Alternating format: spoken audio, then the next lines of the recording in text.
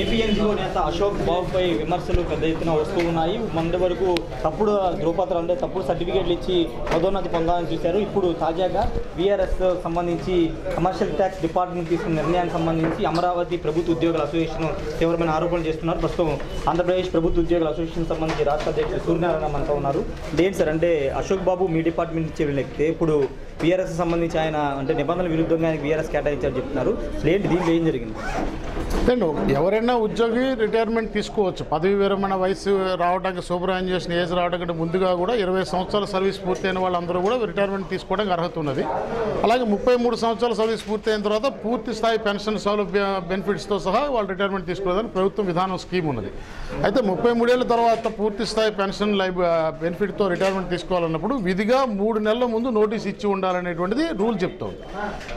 ఈ 20 సంవత్సరాలు దాని తర్వాత తీసుకునే వాళ్ళకి 3 నెలల కంటే తక్కువ ఉన్నా సరే అంగీకరించవచ్చు అని ఉన్నది.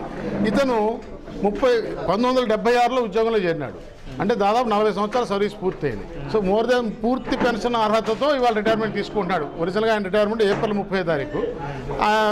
పూర్తి పెన్షన్ ఎలిజిబిలిటీతో తీసుకుంటున్నాడు కాబట్టి ఖచ్చితంగా 3 నెలల ముందు దరఖాస్తు ఉండాలి. 3 నెలల ముందు ఈయన దరఖాస్తు లేదు. ఈయన దరఖాస్తు పెట్టాడా లేదో ఈయన చెప్పడు. 3 నెలల ముందు పెట్టాడా లేదో ఆ జాయింట్ కమిషనర్ చెప్పాడు. ఆ కాగితం ఎక్కడ ఆ కార్యాలయంలో ఎవరిది? మీరు ఎలా ఎలిగేషన్ ఆరోపణలు చేస్తూ ఉన్నారు? వీఆర్ఎస్ సంబంధించి నిబంధన విధానం జరిగిందని ఇవాళ పూర్తిగా ఎందుకంటే ఇలా ఇవ్వబోతాం మీడియాలోనే వచ్చింది. అశోక్ బాబు 10వ తారీఖు జనవరి 10వ తారీఖు దేతో పదవి విరమణకి చేయమని చెప్పి దరఖాస్తు చేసుకున్నాడని అన్ని మీడియాలో వచ్చింది. మీడియాలో వచ్చిన దాని ప్రకారము మరి మా స్థానిక డివిజన్ సంఘం నాయకులు వెళ్ళి డీసీ గారిని ప్రశ్నిస్తే నా దగ్గరికి ఏం దరఖాస్తు రాలేదు అన్నాడు. ఇప్పుడేమో 3 నెలల ముందే వచ్చింది అంటాడు. 3 నెలల ముందు ఒకవేళ దరఖాస్తు పెట్టింది వాస్తవం అయితే 3 నెలల ముందు ఆయన మీద క్రమశిక్షణా చర్య పెండింగ్ ఉన్నది. చట్టం ఏం చెప్తుందంటే క్రమశిక్షణా చర్య పెండింగ్ ఉండగా రిటైర్మెంట్ అనుమతి ఇవ్వడాదని చెప్తుంది. సో 3 నెలల ముందు దరఖాస్తు పెట్టింది వాస్తవం అయితే ఆనాడు క్రమశిక్షణా చర్య ఉంది కాబట్టి దాన్ని తిరస్కరించాలి. పోనీ ఇప్పుడు పెట్టి అది క్లోజ్ చేసేశారు. అది కూడా తప్పుడుగా క్లోజ్ చేసేశారు. ఇప్పుడు ఏం లేదు కాబట్టి కన్సిడర్ చేశారనుకుంటే ఇప్పుడు 3 నెలలు లేదు. నిన్న దరఖాస్తు పెడితే ఇవాళ ఎట్లా ఇస్తారు? సో ఇది ఈ రకంగా అంటే ఒక ఉద్యోగ సంఘ నాయకుడి పేరు మీద ఉద్యోగులకు సంబంధించిన సమస్యల మీద పోరాటం చేయాల్సిన వ్యక్తి కనీసం రిటైర్మెంట్ దరఖాస్తు 3 నెలల ముందుకు పెట్టుకోవాలన్న కనీస అవగాహన లేనటువంటి వాడు నాయకుడిగా ఇన్నాళ్ళు బట్టి చలామణి అవడం ఉద్యోగులకి సిగ్గుచేటు. అంటే ఒకటి సార్ ఉద్యోగులకు సంబంధించి ఇంత కాన్స్పిరసీగా చేయాల్సిన అవసరం ఏంటంటే పై అధికారులు రెస్పాండ్ అవ్వట్లేదు అంటున్నారు. ఎందుకు ఇంత కాన్స్పిరసీగా? మీరు ఎవరైనా సరే నేను వాళ్ళు చెప్తున్నా మీడియా వాళ్ళు వెళ్ళి అశోక్ బాబు రిటైర్మెంట్ ప్రొసీడింగ్స్ చూపించమనండి. ఎవరైనా సరే ఒక ప్రభుత్వ కార్యాలయంలో ఒక ఆర్డినరీ సిటిజన్ వచ్చి ఒక దరఖాస్తు పెట్టుకున్నా కూడా ప్రతి ప్రభుత్వ కార్యాలయంలో ఇన్వర్డ్ అని ఉంటుంది. అక్కడ మీరు ఇచ్చిన కాగితం తీసుకుంటారు, మీకు ఎక్నాలజ్మెంట్ ముద్ర ఇస్తారు మీ అర్జీ అందింది అని. అలాగే అశోక్ బాబు గారు పెట్టిన దరఖాస్తు ఎక్కడైనా ఉన్నదా ఆ కార్యాలయంలో? ఆ సంబంధిత సెక్షన్ వాళ్ళు ఎవరికైనా ఫైల్ వచ్చిందా? ఒక్క జాయింట్ కమిషనర్ గారు తలుపులు వేసుకుని ఆయన రూమ్లో రాత్రి 8 గంటల తర్వాత దాన్ని చేసుకుని పొద్దున్నే అశోక్ బాబుని పిలిపించుకుని ఆయన రూమ్లో ఆయన ఒక్కడికి ఒక కాపీ ఇచ్చేసి తిరిగి ఫైల్ ఆయన బ్యూరోలో దాచుకున్నాడు అంటేనే ఇందులో ఏదో గోల్మాల్ జరుగుతున్నట్టు కదా. అంటే ఎందుకు చేస్తున్నారు అనుకుంటున్నారంటే వెనక ప్రభుత్వం లేకపోతే పై అధికారులు ఉన్నారు అనుకుంటున్నారు? అదే ఎందుకంటే ఆ వాణిజ్య పనుల శాఖ ఆ డివిజన్ ఉద్యోగ సంఘ నాయకులు మరి దీన్ని ప్రశ్నిస్తూ రిప్రజెంట్ చేశారు పై అధికారిని. ఈ తప్పుడుగా అన్ని ఆధారాలు ఉన్నా కూడా ఈయన మీద కేసు క్లోజ్ చేసేశారు. దీని మళ్ళీ రీఓపెన్ చేసి కమిషనర్ గారు రీఓపెన్ చేయొచ్చు రివిజనల్ అథారిటీగా. సో మీరు రివిజనల్ అథారిటీగా రీఓపెన్ చేయండి అని కమిషనర్ గారు దరఖాస్తు పెట్టారు. అయితే మా కమిషనర్ గారు లీవ్లో ఉన్నారు. ఆయన రేపు 17వ తారీఖు వస్తే దాన్ని ఎందుకంటే ఖచ్చితంగా రీఓపెన్ చేయాల్సిందే. ఇవాళ ఏదో రిటైర్మెంట్ ప్రొసీడింగ్స్ తీసేసుకున్నంత మాత్రాన అతనికి ఏదో ఇచ్చేసినంత మాత్రాన అశోక్ బాబు సేఫ్గా రిటైర్ అయిపోయినాడు, అశోక్ బాబుకి నేను ఫెసిలిటేట్ చేసి సేఫ్గా రిటైర్ చేసిన జేసీ జాయింట్ కమిషనర్ అనుకున్నా అశోక్ బాబు అనుకున్నా అది భ్రమ.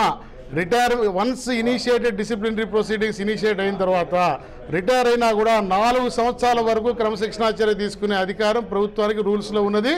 ఖచ్చితంగా ఈ ప్రభుత్వంలో మరి సమయం పోరాటం చేసి తప్పు చేసిన వాడు శిక్ష విధించబడేలాగా మేము ప్రయత్నం చేస్తాం. అంటే ఎమ్మెల్సీగా పోటీ చేయబోతున్నారు, ప్రభుత్వమే కావాలి ఇదంతా చేస్తున్న ఒక ఆరోపణ కూడా వస్తుంది. దానిపైన ఆయన ఎమ్మెల్సీగా పోటీ చేస్తున్నాడో లేదో నాకు తెలియదు.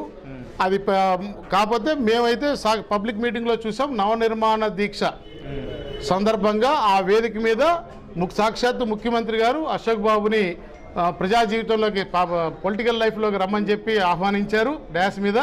అట్లాగే ఏలూరులో ఏపీ ఎన్జిఓ భవనాన్ని ప్రారంభోత్సవం చేసినటువంటి సందర్భంలో సమావేశంలో కూడా ఆ వేదిక నుంచి ముఖ్యమంత్రి గారు అశోక్ బాబుని రాజకీయాలకు రమ్మని ఆల్రెడీ 2 సార్లు చెప్పాను, మళ్ళీ చెప్తున్నా అశోక్ బాబు రావాలి అని చెప్పి ఆయన అప్పీల్ చేశారు. ఇదైతే మేమందరం చూసాం.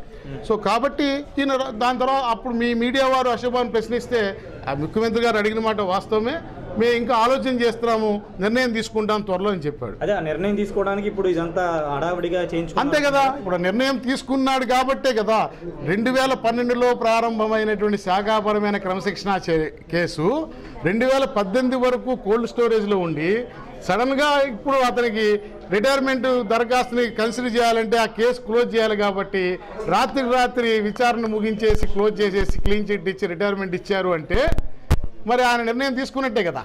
సార్ ఇంకొకటి ఇంతకుముందు మీరు కీలక కామెంట్ చేశారు, రాష్ట్రంలో ఆంధ్రప్రదేశ్లో ఉన్నవి ఉద్యోగ సంఘాలు కాదు భజన సంఘాలు, రాజకీయ పార్టీ అనుబంధ సంఘాలు అని చెప్తున్నారు. మరి అంతమంది ఉద్యోగులు కింద స్థాయి ఉద్యోగులు అందరూ కూడా ఆ సంఘాల్లో ఎందుకు ఉన్నారు, ఆ సంఘాలకు ఎందుకు మద్దతు తెలుపుతున్నారు? ఆప్షన్ లేకండి, విధి లేని పరిస్థితి. ఇవాళ నేను చెప్తా ఉన్నా, విధి లేని పరిస్థితి. ఈ ఫర్ ఎగ్జాంపుల్ ఒకటే, కాంట్రాక్ట్ ఎంప్లాయీస్ ఉన్నారు, అవుట్సోర్సింగ్ ఎంప్లాయీస్ ఉన్నారు, కంటింజెంట్ ఎంప్లాయీస్ ఉన్నారు. వీళ్ళందరినీ రెగ్యులరైజ్ చేస్తామని చెప్పి 2014 ఎన్నికల ముందు తెలుగుదేశం పార్టీ మేనిఫెస్టోలో పెట్టారు. పాపం వీళ్ళందరూ ఆశపడినారు. అట్లాగే అక్కడ తెలంగాణలో కూడా కేసీఆర్ గారు కూడా మేనిఫెస్టోలో పెట్టారు. అయితే అక్కడ చేయలా, ఇక్కడ చేయలా. ఓకే సరే, చేయకపోతే దానికోసం ఇక్కడ మంత్రివర్గ ఉపసంఘాన్ని నియమించారు. మంత్రివర్గ ఉపసంఘం అనేక దఫాలు మీటింగ్ జరిగింది. ఆ మంత్రివర్గ ఉపసంఘం మీటింగ్ జరిగినప్పుడల్లా పాపం ఈ కాంట్రాక్ట్ ఎంప్లాయీస్ ఏ నాయకుడు వీళ్ళని తీసుకుపోతే ఆ నాయకుడు వెనకాల వెళ్ళి మీటింగ్ జరిగిన ప్రతిసారి మంత్రులందరికీ శాలువాలు కప్పి బొకేలు ఇచ్చి ఫోటోలు తీసుకున్నారండి. ఆఖరికి మంత్రివర్గ ఉపసంఘం ఇది చేయలేము, సుప్రీంకోర్టు యొక్క తీర్పు అడ్డం వస్తుందని చెప్పారు.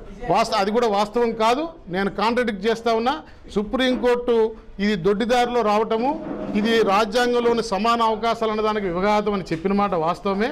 అయితే వీరిని 10 సంవత్సరాలు బట్టి వాడుకున్నారు కాబట్టి వన్ టైం మెజర్ కింద ఈ దేశంలో ఉన్న కేంద్ర ప్రభుత్వం, అన్ని రాష్ట్ర ప్రభుత్వాలు, అన్ని సంస్థలు కూడా 6 నెలల్లోగా, తీర్పునిచ్చిన 6 నెలల్లోగా వీళ్ళని రెగ్యులర్ చేయమని 2వ పేరాలో చెప్పింది.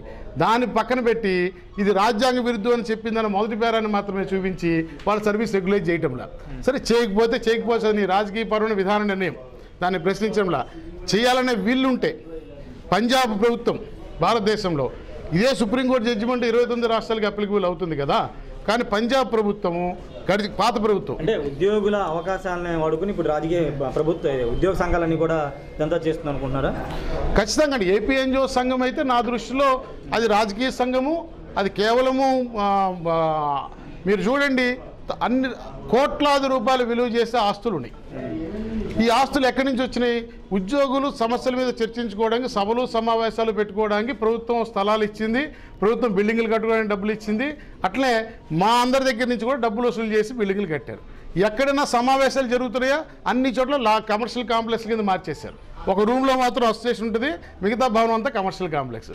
అంటే మీకు అసలు ఇంకో విషయం చెప్తా ఉన్నాం, ఉద్యోగ సంఘాల భవనాలకి మున్సిపల్ పన్ను నుంచి కూడా మినహాయింపు ఇచ్చింది ప్రభుత్వం.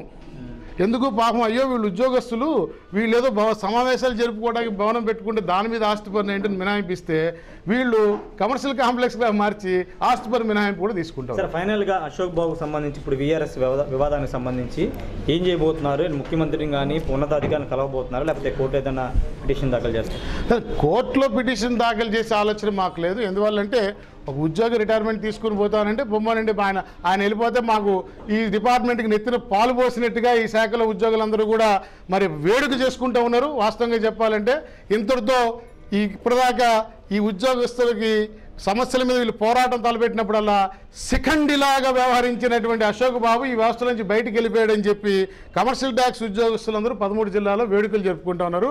రేపు పొద్దున మీరు కావాలంటే చూడొచ్చు. ఇప్పటిదాకా తెలియదు ఎవరికి ఇంకా రిటైర్మెంట్ ప్రొసీడింగ్ ఇచ్చినట్టు.